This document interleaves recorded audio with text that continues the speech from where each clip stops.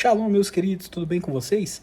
Nesse vídeo aqui a gente vai continuar nossa saga de estudos a respeito dos frutos do Espírito, o quinto, o sexto e o sétimo, sendo eles referentes aí ao quarto, o quinto, sexto dia da comemoração da festa de Hanukkah, festa da dedicação.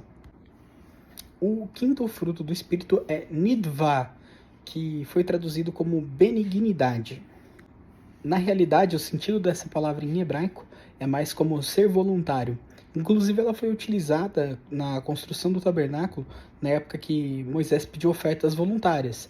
Quem se dispunha fazia o ato de Nidvah, que seria levar de maneira voluntária as ofertas, sem esperar nada em troca, sem ser obrigado, sem nada disso.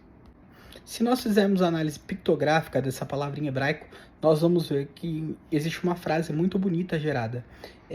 O ser voluntário, o ajudar o próximo sem esperar nada em troca, fazendo a comparação aí com as letras hebraicas que formam a palavra Nidvah, gera uma frase, que eu vou colocar até os significados aqui, mas é mais ou menos assim: porta da libertação revelada à família. Olha que coisa curiosa. Às vezes, quando a gente ajuda o próximo de maneira voluntária, nós estamos aí mostrando para esse próximo, dando a esse próximo uma saída para se libertar, para realmente conhecer o Eterno. A generosidade nos dias de hoje é uma coisa que tem morrido. As pessoas não pensam mais no próximo e elas deixam de ser generosas com o próximo. Muitas vezes a gente até julga as pessoas que nos pedem, às vezes, uma ajuda, até mesmo financeira, dependendo da situação que a pessoa se encontra. Como já foi dito aí nas porções anteriores, existe na Bíblia um princípio chamado de Palal Pakad. Você planta, você colhe. E quando você acaba ajudando o próximo a se libertar de alguma coisa, ou faz uma ação voluntária, instantaneamente, se a sua casa precisa de libertação, digamos assim, algum tipo de ajuda da parte do Eterno, que eu quero dizer com libertação é salvação até mesmo, essas portas são abertas para sua família. Uma das melhores maneiras de impactar as pessoas que estão próximas de você são com as atitudes novas que você toma, tendo conhecido o Eterno e revelando esse fruto do Espírito na sua vida, que é o fato de ser generoso. Então, quando as pessoas que estão mais próximas a você veem você tomando atitudes que você antes não tomava, você acaba mostrando para essas pessoas, revelando para elas uma porta que leva à salvação. Então, se você ainda tem familiares que não creem no Deus que você crê, no único Deus, não creem como você gostaria que crescem, dê o exemplo, ajude seu próximo, seja voluntário e você vai ver que o Eterno vai te abençoar. Palavra para cá, você planta, você vai colher. Desde que seja a vontade dele e desde que tudo esteja dentro dos planos dele, que é justamente como Yeshua, Jesus, nos ensinou a orar.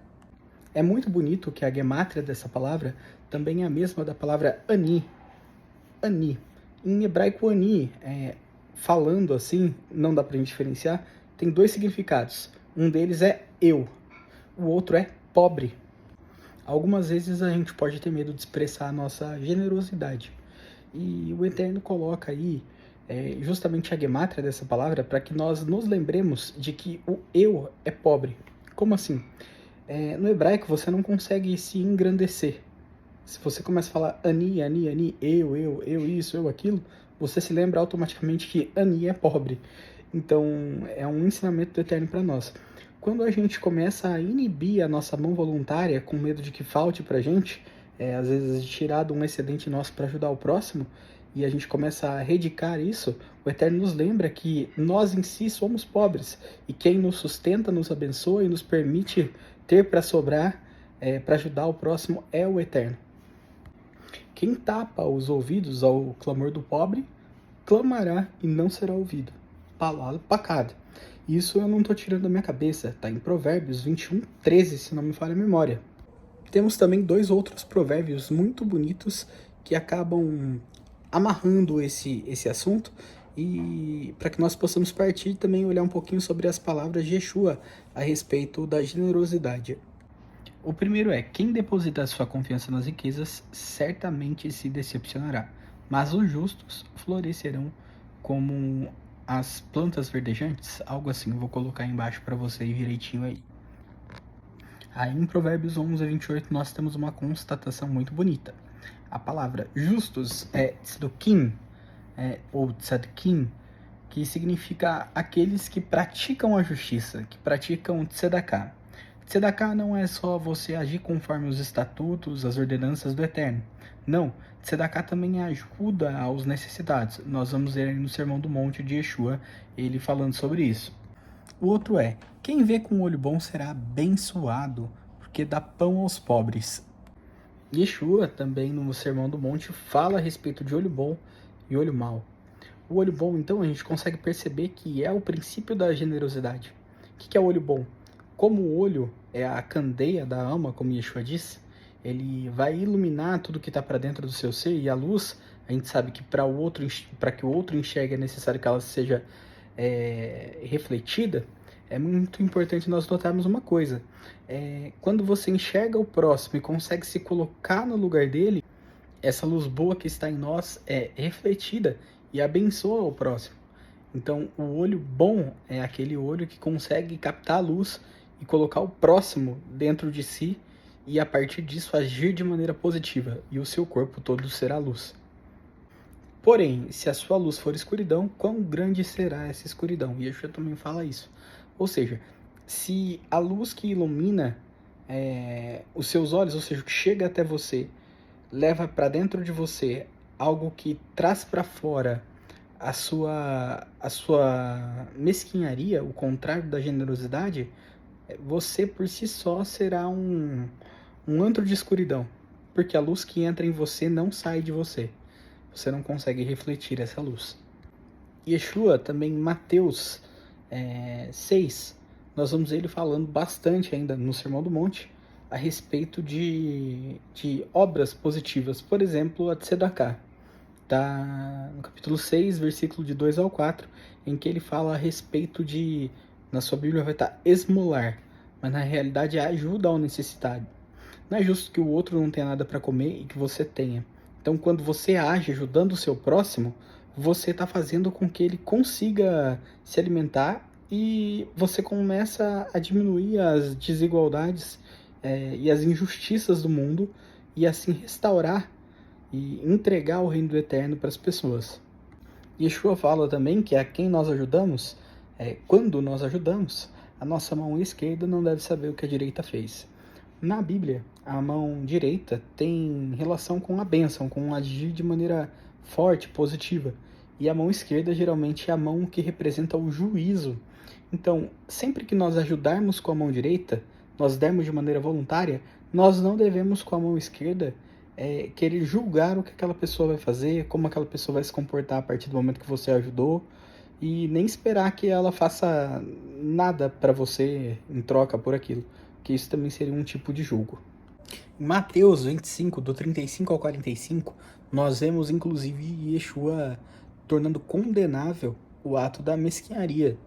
Você ser generoso, além de uma virtude e de uma demonstração de um fruto gerado pelos espíritos do Eterno, o não praticar dessa ação voluntária, o ajudar, o tzedakah, que é o ajudar a corrigir as injustiças do mundo, o não praticar isso causa a destruição do ser, inclusive podendo levar as pessoas que assim agem até a morte verdadeira. Yeshua dizendo que essas pessoas serão condenadas. Tive fome, tive sede, e não me deram o que comer, não me deram o que beber. Aí eles vão questionar e perguntar, mas quando que eu tive com fome ou com sede? E Yeshua vai responder que quando essas pessoas negaram comida, água aos pequeninos, essas pessoas também negaram a ele. É importante ressaltar que um prato de comida e água não se nega a nenhum ser humano na face da terra, não importa quem seja.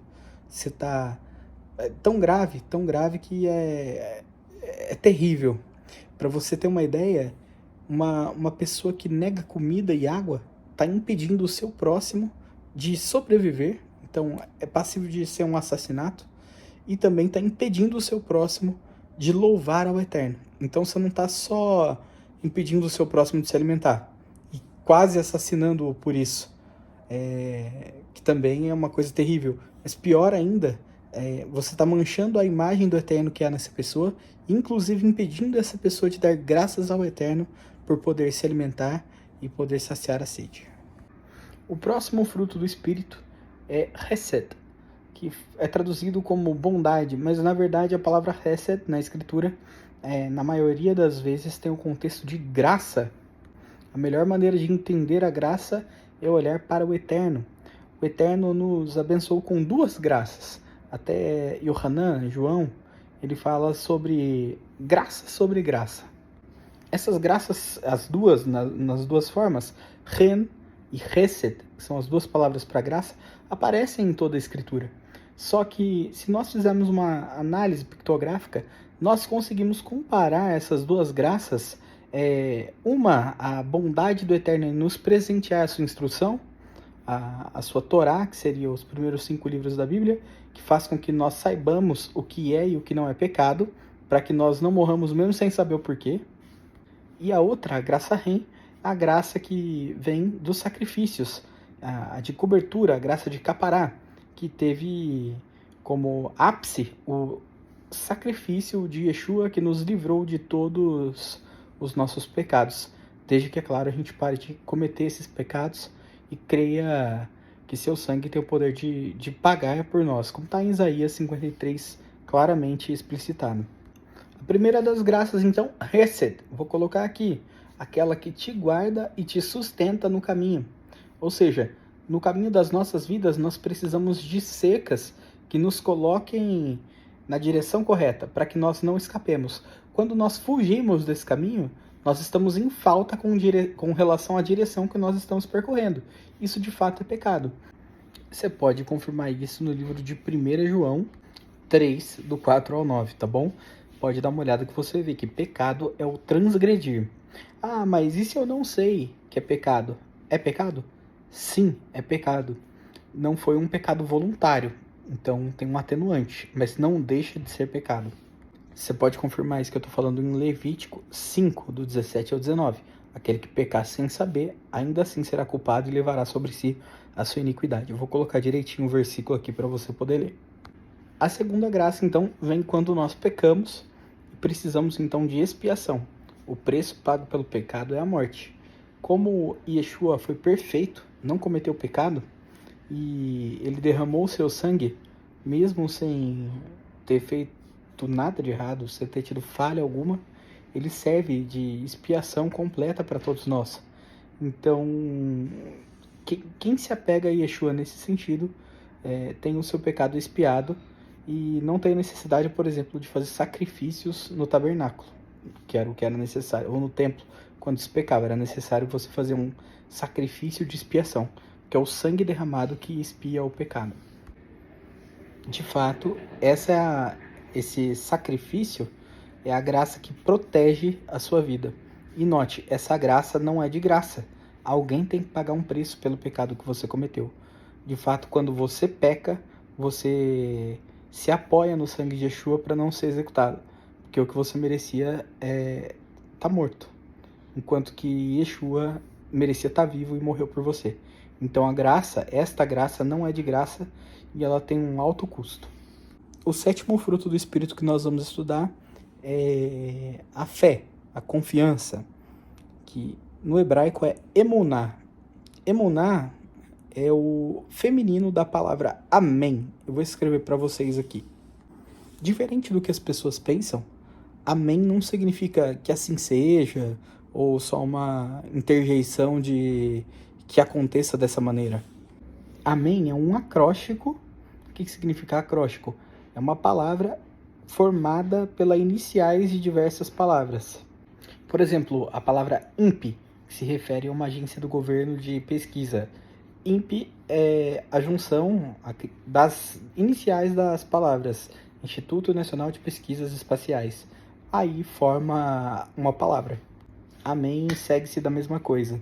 Eu vou colocar em hebraico, porque a sonoridade é um pouco diferente. Na verdade, a letra Aleph, que é a primeira do acróstico, ela pode assumir som de E também. Depende do sinalzinho que vai embaixo da letra. Então a palavra Amém, que está aí, tem esse seguinte acróstico. Elohim Melech Neiman. O Eterno é Rei Fiel. Sendo o Eterno Rei Fiel, nós precisamos confiar que Ele fará o melhor para nós. A palavra fé em si é a revelação de que nós cremos que o Eterno é Rei fiel. Veja que a palavra emuná é justamente a palavra amém, apenas com a letra re na frente, que significa revelar. Ou seja, exercer fé é revelar que nós temos o Eterno como o nosso Elohim, o nosso Rei, e que nós sabemos que ele é fiel e fará o melhor para nós. Para finalizar, nós temos uma curiosidade a respeito da gemátria, ou seja, a soma do valor numérico das letras da palavra amém. Soma 91. A gente tem uma expressão que remete ao Eterno integralmente, que dá a mesma somatória. A expressão é Adonai e o nome do Eterno na frente, Adonai Eterno. Eu vou colocar em hebraico para vocês poderem ler aí. E quem já souber somar a gemátria pode somar e vai ver que realmente dá 91.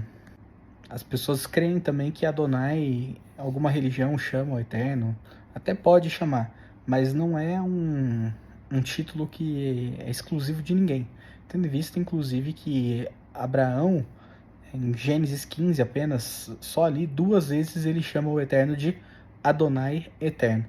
Tem a conotação de meu Senhor, mas Adonai tem a conotação de Senhor dos Senhores. Então, quando você chama o Eterno de Adonai, não está errado. O próprio Abraão o chamou de Adonai.